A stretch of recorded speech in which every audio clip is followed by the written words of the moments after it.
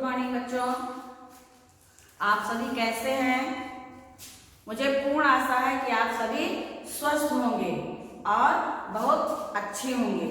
बच्चों, मैं आपकी विषयाध्यापिका स्नेहलता श्रीवास्तव कक्षा 4 की पुस्तक भाषा क्षेत्र के पाठ 2 तेनालीराम की बुद्धिमानी लेकर प्रस्तुत हुई हूँ। अब बच्चों, आप इस पाठ को बहुत ध्यान से पढ़िए। बच्चों, इस पाठ के माध्यम से ये बताया गया है कि व्यक्ति कभी कभी बुद्धिमानी से बहुत बड़े बड़े कार्य कर लेता है। तो ये जो है तेनालीराम एक कवि थे। तेनालीराम बच्चे, जैसे आपने बीरबल सुना होगा। बीरबल जो है अकबर, सम्राट अकबर के दरबार में थे, जो अपनी कविताओं से, चुटकुलों से पूरे दरबारियों का मनोरंजन करते थे।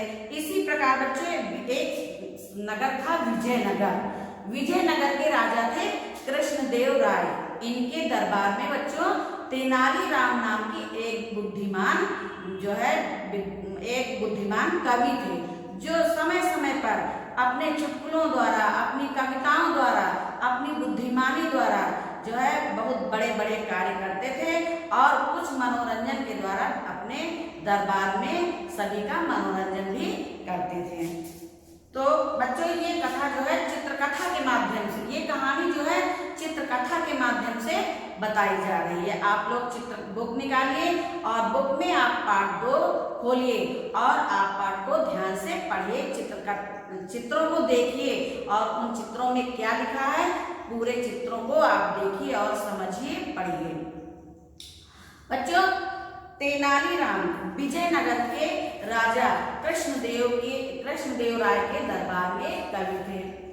तो बहुत ही बुद्धिमान थे, बहुत ही बुद्धिमान थे। वे हंसी मजाक की बातों से दरबार में राजा सहित सबका मनोरंजन करते थे। वास्तव में तेनालीराम हंसी मजाक के साथ बहुत चतुर भी थे। वे बहुत चतुराई और बुद्धिमानी भरी बातें किया करते थे। जब राजा तेनालीराम से बच्चों प्रसन्न हो जाते थे तो उन्हें हीरे मोती आदि बहुमूल्य रत्नों का उपहार देते थे। इस प्रकार बच्चों तेनालीराम जो थे वो बहुत धनी हो गए थे। एक बार की बात है बच्चों, तेनालीराम अपने राजा के राजसभा में थे और जब अपने घर वापस आए तो इनकी पत्नी ने, दरबार में थे तो इनकी पत्नी ने कुछ लोगों को अपने घर के पास कुछ बात करते हुए सुना। और जब तेनालीराम आए तो इनकी पत्नी ने उनके बारे में, उन व्यक्तियों के बारे में बताया कि हमारे घर के पास कुछ व्यक्ति बात कर रहे थे। तेनालीराम बच्चों बुद्धिमान तो थे ही, वो तुरंत समझ गए कि हो ना हो ये चोर ही हैं। तो तेनालीराम की पत्नी ने कहा कि मुझे तो रात भर नींद नहीं आई और ये चोर किसी भी समय चोरी कर सकते हैं। तेनालीराम ने अपनी पत्नी को समझाया कि तुम चिंता मत करो, कल सुबह होते ही मैं इसका कोई ना कोई उपाय ढूंढ लूंगा। दूसरा दिन आया तो चोर आए। चोरों ने सुना था, चोर दूसरे दिन भी आए।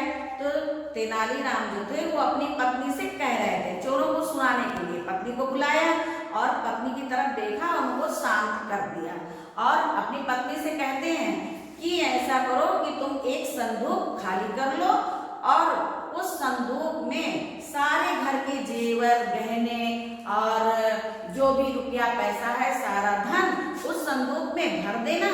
और उस संदूक को मैं, बच्चों वो चोरों को सुना रहे थे, तो उस संदूक को मैं ले जा करके अपने खेत में जो कुआं है उसी कुएं में डाल दूंगा, मेरा सारा धन सुरक्षित रहेगा। उसकी पत्नी ने कहा ठीक है, कुएं में धन कैसे सुरक्षित रहेगा। तेनालीराम ने कहा कुएं में इतना पानी भरा है, चोर वहां तक पहुंच नहीं पाएंगे, पानी के अंदर संदूक पड़ा रहेगा तो चोर उसमें से कुछ निकाल नहीं सकते हैं। अब तेनालीराम बुद्धिमान थे, जो चाहते थे चोरों ने उन्हें वो बात सुन ली और तेनालीराम जैसा चाहते थे चोरों ने वैसा ही किया। दूसरे दिन क्या हुआ बच्चों की उनकी पत्नी संदूक जो है ले आई और तेनालीराम ने उसमें क्या किया, खूब ईंटें, पत्थर, कंकड़ भर दिया और भरने के बाद जो है उन्होंने अपने एक सेवक को बुलाया और उस सेवक से कहा कि जाओ इस संदूक को लेकर के और जो खेत में कुआं है उस कुएं में डाल दो। सेवक ने कहा क्यों?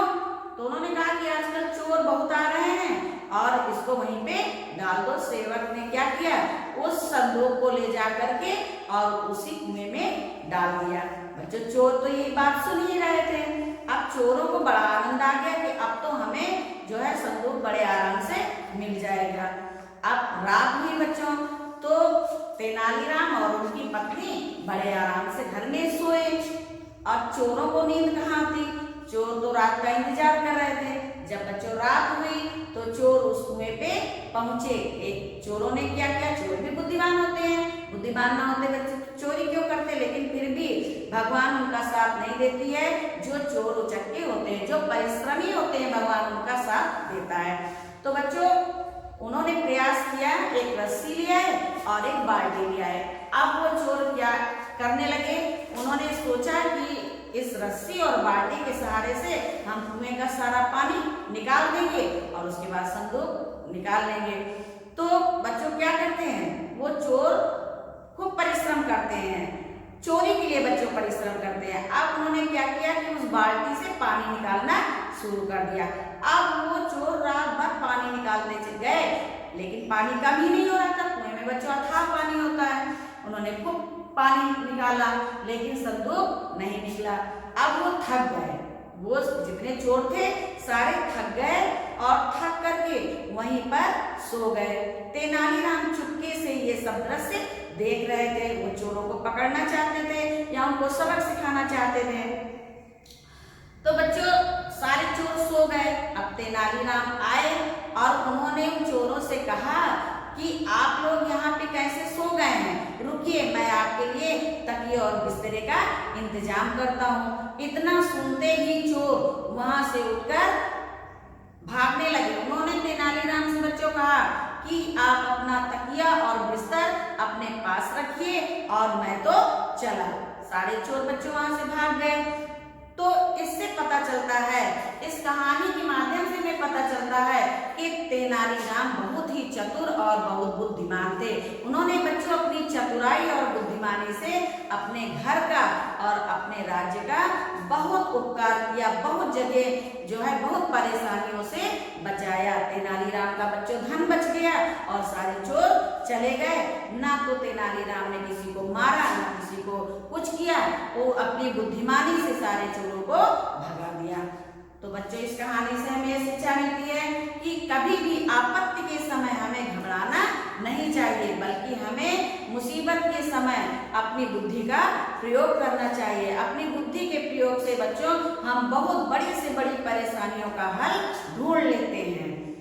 आप लोगों ने इस पाठ को पढ़ा बच्चों, अब इस कहानी को भी शायद आप लोगों ने सुना है तो याद भी कर लिया होगा। जिन बच्चों के पास पुस्तकें हैं वो इस कहानी को पुनः फिर पढ़ेंगे और पढ़ करके इस कहानी को याद करेंगे और अपने छोटे बहन भाइयों को जब उसको सुनाएंगे तो आपको पूरी कहानी याद हो जाएगी।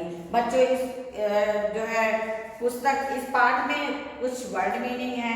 इन वर्ड मीनिंगों को आप देखिए, इन शब्दार्थों को आप ध्यान से देखिए। जब भी बच्चों आप पढ़ते हो बुक जरूर निकाल के रखा करो अपने सामने। हम जहाँ पे जो लाइन पढ़ाते हैं आप उन लाइन को अवश्य देखा करिए कि इस जगह पर इस पैराग्राफ को मैम समझा रही हैं, इस पैराग्राफ में ये है। तो बच्चों संपन्नता, संपन्नता जैसे कहा गया है कि जो है तेनालीराम कृष्णदेव राय के दरबार में मनोरंजन का कार्य करते थे और जब राजा उनसे प्रसन्न हो जाता था तो उन्हें बहुत से जो है हीरे मोतियों की वस्तुएं उपहार में देता था, जिससे कि वो बहुत संपन्न हो गया था। तो संपन्न माने बच्चों होता है खुशहाली। जब व्यक्ति के पास धन दौलत हो जाती है तो वो उसका जीवन खुशहाल, मतलब वो खुशहाल हो जाता है, खुशी में उसका सारा जीवन व्यतीत करता है। तो संपन्नता माने बच्चों होता है खुशहाली। ईर्ष्या, ईर्ष्या माने होता है जलन। समस्या, समस्या माने होता है परेशानी। समस्या माने क्या होता है? परेशानी। सेवक, सेवक बच्चों नौकर को कहते हैं, चाहे नौकर को हो चाहे सेवक को हो। झिर्री माने होता है छोटा छेद। झिर्री माने क्या होता है? छोटा छेद। संकेत माने होता है इशारा। आभूषण माने बच्चों होता है गहने। और प्रतीक्षा माने होता है इंतजार। और सुरक्षा माने होता है हिफाजत। अब बच्चों इन वर्ड मीनिंगों को आपने सुना और पढ़ा। अब आप इनको होमवर्क में याद कर लेना। अब आपकी समझ में आ गया होगा। अब दूसरे दिन मैं आपको पाठ 3 लेकर दूसरे दिन प्रस्तुत रहूंगी। धन्यवाद।